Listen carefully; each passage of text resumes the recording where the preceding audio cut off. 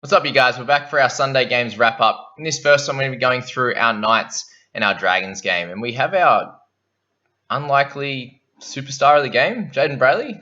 Who would have thought this would happen at the start of the season? I was hoping for an average of somewhere in the 40s, and he's at 77.8 over the first 4 games. Just incredible. Another game where he's had no misses for his 49 tackles. And again, those guys are making those big tackles, another 3 turnover tackles. So crazy work for him. End up with a line break, tackle break, 60 metres gain, and kicked a few times out of dummy half to go, and then finished with a forced dropout as well. So an incredible game with no demerits again. Just crazy. How good is he? He's definitely moved himself into being a captaincy option if he's doing a bit of everything, actually running the ball as well and kicking out a dummy half to go with those tackles. Incredible effort and playing those 80 minutes. So well done to Bradley owners. If you don't have him at this stage, you're getting him at a massive premium. He's going to be at least in the 700s after this week. So crazy work for him. If he keeps up that average, of 70 to 80, he's going to be up in the 900s very soon. So jump on him, please. How good's Tarek Sims? That line he ran was awesome to help them near the end there. But a game where the Knights ended up with a bunch of injuries, and how silly was Pierce's, just throw the arm out. It's obviously pretty sad for him, but just throw the arm out and tear your pec basically. So tough game for him. But Sims just so up and down. He'll score 15 one game, and then he'll get an 80 with a couple of tries. Just incredible what he does there. But Andrew McCullough, our safety option, in there with another 63 to stick with where he's been averaging the whole time. So again, someone who's going to be up in the 800s very soon if he keeps scoring those 60 odds, and a great starter option if you had him, and definitely a very safe captaincy option as well. There are guys that are scoring even higher than this at the moment, which is pretty crazy to see. But well done to McCullough as well. Can't really expect anything more than out of him. He kicked a few times out of dummy half, made his 59 tackles for no misses. Just awesome work. Mr. Josh King comes in and picks up a 57 off the bench for the Knights in 36 minutes. So crazy work for him. Again, no demerits. Got a line break and a try. Did everything well, but I don't think he's going to be an option for anyone's side. If he's playing mid-30s minutes, this isn't going to be his normal game. You can see he's averaging in the low 20s or about 20 just before this game. So, yeah, that's all with King. Paul Vaughan, 56 and he's 52. He's been up and down with his minutes and also his scoring. So, an average of 48. He's not a top-line keeper. I don't want to talk about him too much. Connor Watson, another great game, 55 points. Only had the 14 tackles, so got moved very early in the game when they had all their injuries and ended up playing at fullback for, was out at 6 for a little bit and then, defending there and then ended up at fullback. So, he's been getting around that 30-odd to 40 tackles on a regular basis, so he missed out on that, which stopped him from getting a 60 to 70 because his tackle bust numbers and got a line break pretty early was crazy for him. But quickly turning into a keeper, and he came on really early. He came on about, 17th minute. And looks like he was probably a good chance of playing the rest of the game out. So he's someone that's becoming very valuable for that squad, and especially with these injuries now, he's going to be even more valuable in and around the middle and ball playing as well. So definitely looking like a keeper for anyone who has him, which it should be most people, and a few that don't, you need to get him ASAP.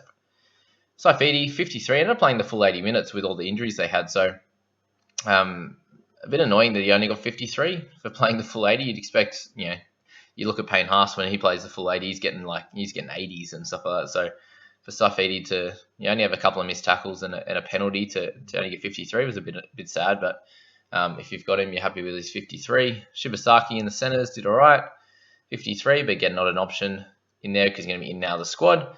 Barnett coming off his bit of an injury, ended up playing the full game, which was good. Was scoring fairly slowly for the first sort of the first half there, and then picked it up a little bit with a few offloads and tackle breaks. So end up with 52, and you're okay with that. You were just making sure you're happy that he was playing in the first place. Does anyone else think Adam Clune actually played a fairly good game? I think he controlled things fairly well with Norman, letting Norman do his thing. So.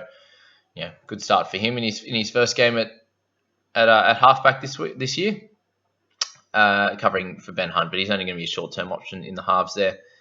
Clemmer, God, he was all over the shop. Couple of on reports in the first half, and then still ended up playing 62 minutes, but for 49. So a bit of a down game for him, but not one to panic on unless he gets suspended for multiple weeks. Corey Norman, 46, so a little bit down to earth, but yeah, so Clune Clune was a big part of that in helping control the proceedings for the Dragons side, but Norman did okay. Laurie with 46 in 50 minutes, not one to talk about. Frizzell was a bit down this week, 35 tackles, only 60 run meters, which is much less than what he's been having, and which in turn limits his attacking stats with his tackle breaks and offloads. So not one to worry about, but a bit annoying if you had him this week, as he would have affected your scoring a little bit. We then moved down to Mr. Trent Merrin with 42 in the 33 minutes. So got a try in that time, which helped his scoring. But our big one there is Alvaro. So how good is it when you play him last week and he gets 26? You don't play him this week, he gets 41. So this is the ups and downs of these kind of guys. But he's back to his strong PPM, and the most exciting thing was that his price rises will keep going up. So sitting at an average of 40, if he hits 40 for the next couple of weeks, then he'll be quickly priced up to that in the mid 500s. So very good signs for Alvaro. If he can keep doing what he's doing, then he'll make us some good cash for those that started with him or brought him in after a week or two.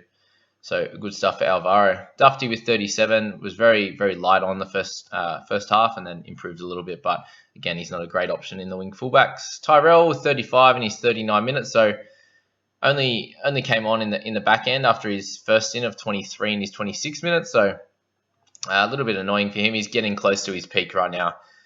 Priced at 410, a 38 average. He's probably got a little bit more to go. If he picks up another couple of 35s, then he's probably only got like 50 to 60k to go before he's going to start bottoming out, and you can look to trade him. But again, he's got the edge in the mid cover, so you can just sit him on your bench for the next 5 to 6 weeks, or leading up into the buys, for example, if you need to.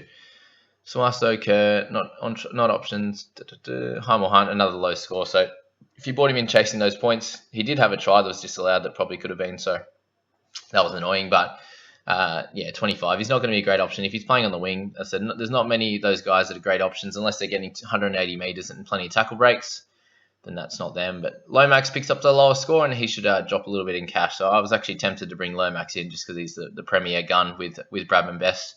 But 23 and didn't really have to do too much. Couple of errors, 85 meters. That's what I'm saying with him. He has a lower meters gain, but he seems to score a lot of tries and obviously kick goals, and is good with his hands for try assists and stuff. So that's Lomax there.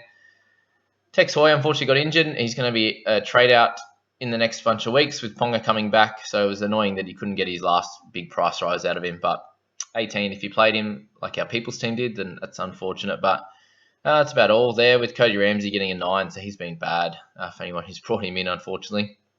So that's that game, guys. Please hit like and subscribe if you're enjoying this. I really appreciate that. We'll head on to our last game on the Sunday. And just remember, guys, we have one more game to go with our Monday fixture, being the Tigers and the Eels, and lockout will be we'll finish the round. It'll be early Tuesday morning this time, so almost ready for those team lists. But Roosters and the Warriors, and we start with Brett Morrison. He had a really good game again to kick off round 4 for him, and 78 points. He only played the 69 minutes with a slight injury there, but I think he'll be fine for next week. But to have 3 games where he scored pretty much 80 plus, and then a low game. If you picked him up a couple of weeks ago, you've still done well with an average of those 2 games of in the 50s. So hitting where he's priced at, but at 713, he's expected to get 50s, but when he scores a couple of tries, he's going to do so well. How good is he to watch play? He's incredible.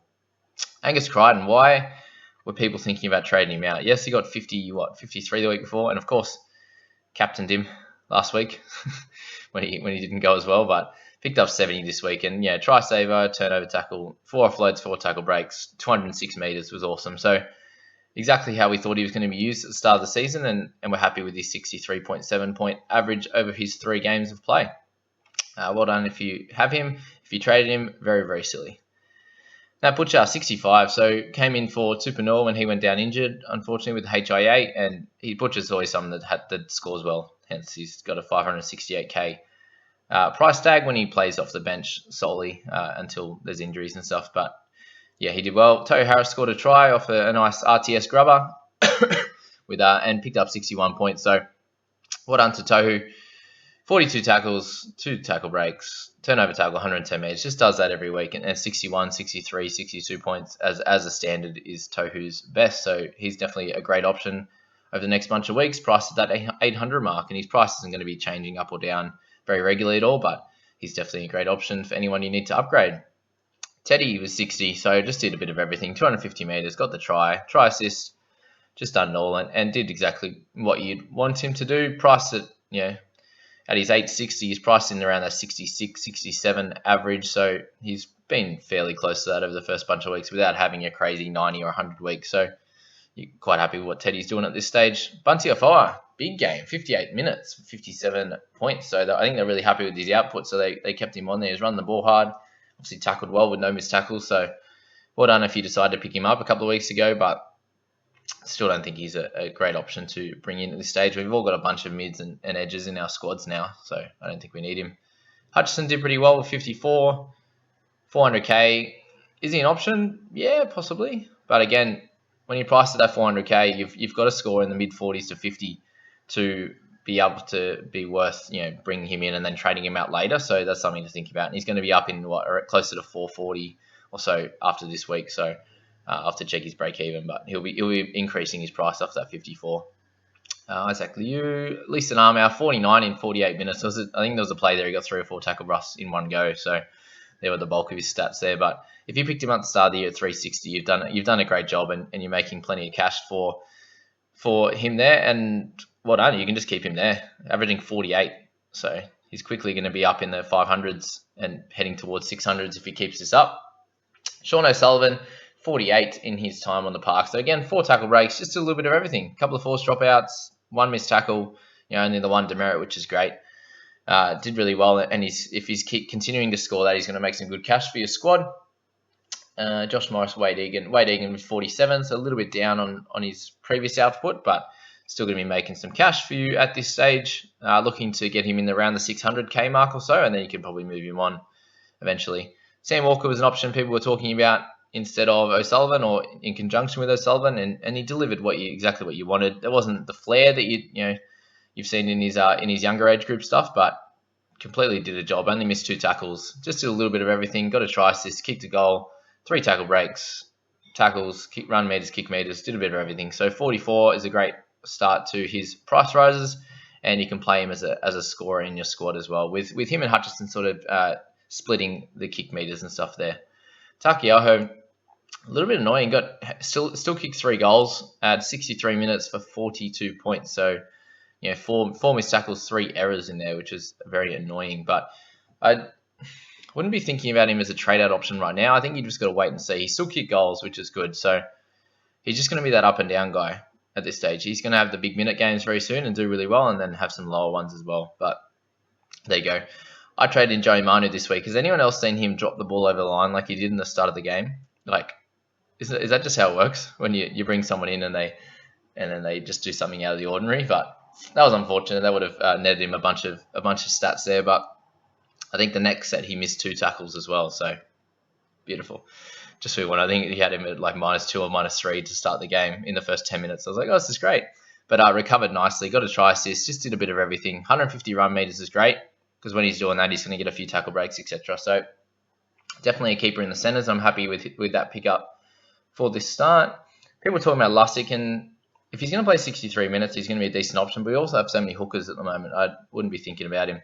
Victor Radley, people are talking about 41 in his 62 minutes. You're happy with that? Did miss 5 tackles though, so first game back in a while. I think he'll definitely improve on that.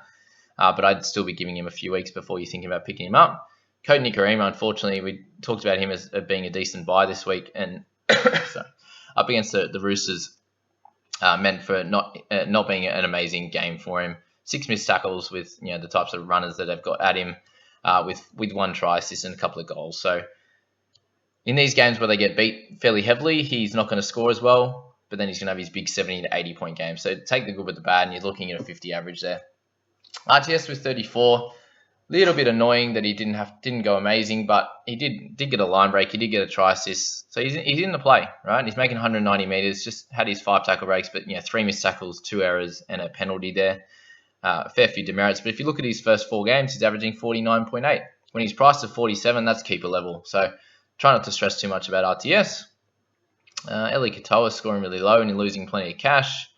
Bradley Sirenan, if you bought him in after that first week, I feel sorry for you, because he's just been getting lower and lower minutes every game, and that's the thing to look at past stats rather than looking at what's happened in that one game, because in the past he's had games with 80 minutes for 20 odd points, and then if he's getting less minutes than that, his scoring's not going to be great. But and our last one just is poor Tupanua. Whoever owns him, I'm really sorry for you. You've done really well on him, but for him to pick up a 2 just destroys that average down to a 45, which means he'll stop making money, unfortunately, at this stage, unless he comes back and starts killing it again. But hopefully he's okay for next week and he can get some good scores again. But there you go, guys. That's our Roosters and our Warriors game, and that wraps up the Sunday for the week. And we have one more game, as I said. Make sure your team's set up nicely for that one, and good luck with your ranking over this game. It looks like if you've got about 3 to 4 players, you're going to be doing well, and the teams with 2, hopefully you're sticking solid. And our people squad's currently ranked 937 with Little and Laurie to go, just under 1,000 points already for the week. So awesome work for them. I hope you guys enjoyed this, and we'll see you in the next one. Bye, guys.